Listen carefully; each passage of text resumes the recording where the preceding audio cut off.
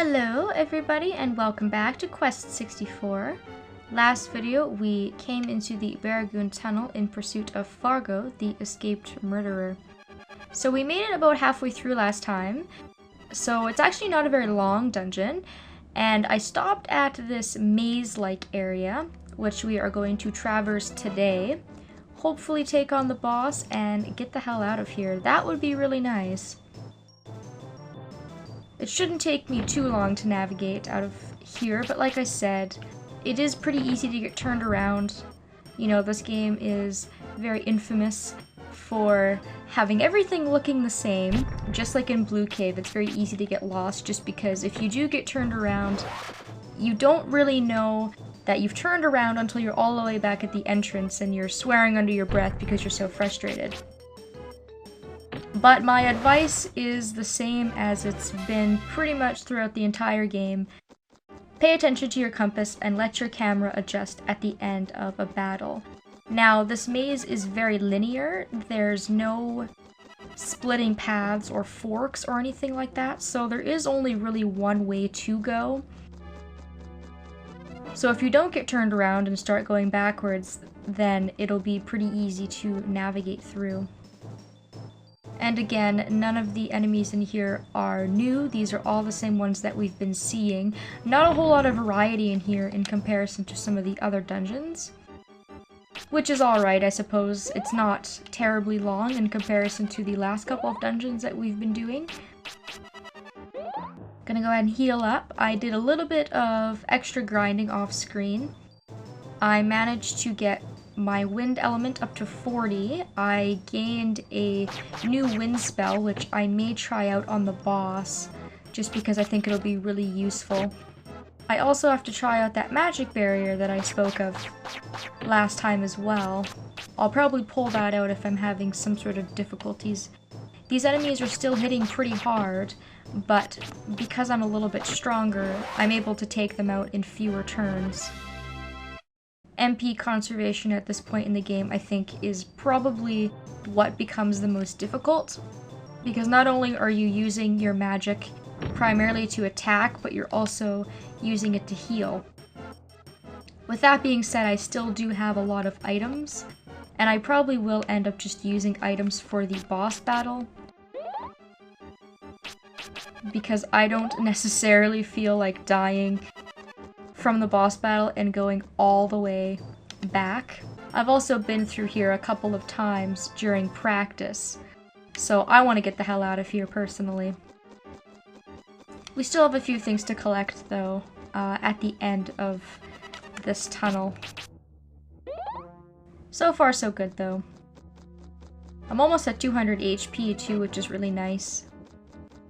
I think after I defeat the boss, I'll be able to get past that point. That went a lot better than I thought it did. We are now out of the maze, and of course now it's just a big long straight hallway. Pretty self-explanatory. So we're going to collect a few things before moving on, and then we can fight the boss. This area now is starting to look less like a mine and more like ancient ruins, which is kind of cool. I wonder how deep down into the earth we are at this point. It kind of makes you think. There's a spirit there as you walk in. If you come over to the northern side of the room and you go around the perimeter of the walkway there, there's a chest to grab. And it has a replica in it. Haven't gotten a replica in a long time, but I don't even think that I used my other one. You can use them to escape from battles if I do remember correctly. But I mean, it only works once, so there's not even any point in using it just because the encounter rate is so high. Like that, if I would have used the replica, I would have just gotten in a battle with another monster another half a second later. Now if you go over to the south side and go along its perimeter, we have another chest to grab. It's also really stupid that there's monsters in this area, just because the perimeters are really funny, just because I'm on ground level and they're a little bit above me.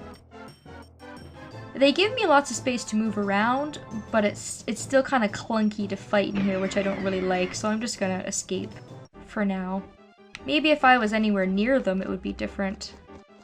But using my spells from there would be kind of clunky and difficult. This chest only has a dewdrop in it, so you can probably skip that if you feel like it, seeing as how a dewdrop only restores 10 MP, which is just absolutely useless at this point. I also have a lot of MP restoring items, and I'm sure you do too if you're playing along, so don't hesitate to use them. The last thing to grab in here is just the spirit, which is in the same area as the chest, only up on the walkway. I think I'm going to put more points into earth, make my earth magic a little bit more powerful. And if I can ever stop getting into random encounters, I would like to go down the next hallway and fight the boss. Now where is the staircase? There it is. Stupid stairs and hallways and mazes. This incredibly thin hallway here is another safe area. There are no monster encounters here, so feel free to charge up your MP and your HP, because at the end of the hallway is the big boss battle. It looks like I'm pretty much all healed up here. Full MP, full HP. And this... what? That doesn't look like Fargo. Something's not right here. I'm Shilf, a servant of Mammon. I've been waiting 1,000 years for him to return. If I'm correct, I sense but 3 precious stones. Right, okay. We don't know who this lady is or what she wants from us, but we do know that we have to fight her. So she uses wind abilities, and just like with Nepti and Zelsi, she's very powerful at short range. She's actually kind of unique because she doesn't have a quote-unquote short range attack. She's only got 2. She's got this laser beam at mid-range, and she's also got a flying arrow attack similar to what Zelsi had at long distances. So I don't really have a really great strategy for her. I actually find her to be quite tough. What I'm doing is I'm using wind, although it's not very effective seeing as how she is wind. However, if I get too close to her, I don't think that's going to work very well in my favor either. So what I think I'm going to do is I'm going to put up a magic barrier, which will protect me from any sort of damage for 3 turns. And I'm gonna actually try and just hit her with Avalanche. Avalanche doesn't have the best accuracy in the world, but it does tons of damage to her if you can manage to hit her a couple of times. Now this worked wonderfully for me in practice. I managed to hit her 3 or 4 times with one single group of rocks, and it almost killed her. Just like it did there, she took almost 400 damage. So I don't have the best strategy. I think if you're using fire, it would be a lot easier to use Fireball level 3. But again, rock is a very good option. Stay at a mid-distance and you can throw rocks at her. Wind Cutter's okay, but again, not going to do the most damage in the entire world. And I would probably just stay away from water altogether, personally. But that's just kind of my strategy. The other spell that I had gotten with my wind being at 40 is Wind Walk, which gives you more movement. So it basically acts as giant's shoes, and with bosses like Nepti and Zelsi, all those ones that you kind of want to stay far away from, this is very, very useful. Not particularly useful here just because of the layout of the arena, because there's cracks and holes and stuff like that. But if you are in an area where you're really in a rock and a hard place and you just can't get away from the enemy, then yeah, this spell works really, really nicely in my opinion.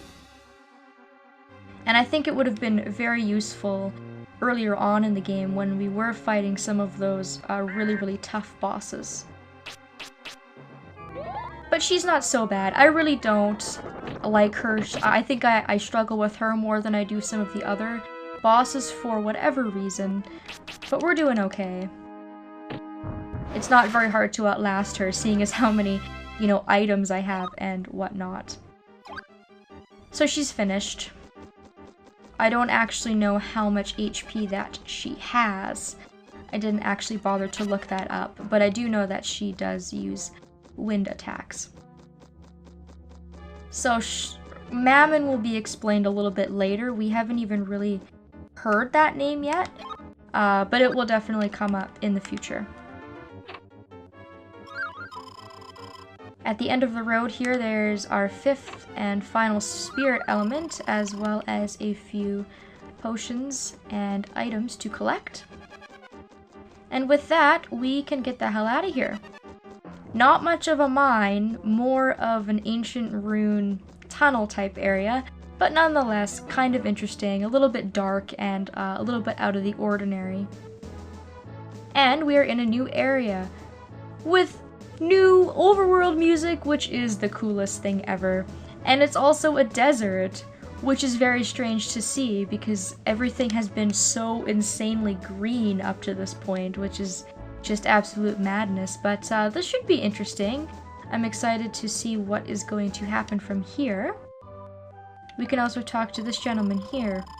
My, what's happened to you? Did you lose your way in the desert? You must be tired from your long journey. If it pleases you, why don't you rest yourself here? It does please me, thank you, sir. I would love to rest my legs. Because if I do die, I really don't want to go back to Limlin. I'm also going to rob you of your spirit element. And with that, I think I'm going to call it a video. We have a whole new open world to explore, and we're going to see where that takes us in the next video. Thanks for watching, everybody, and I will see you next time.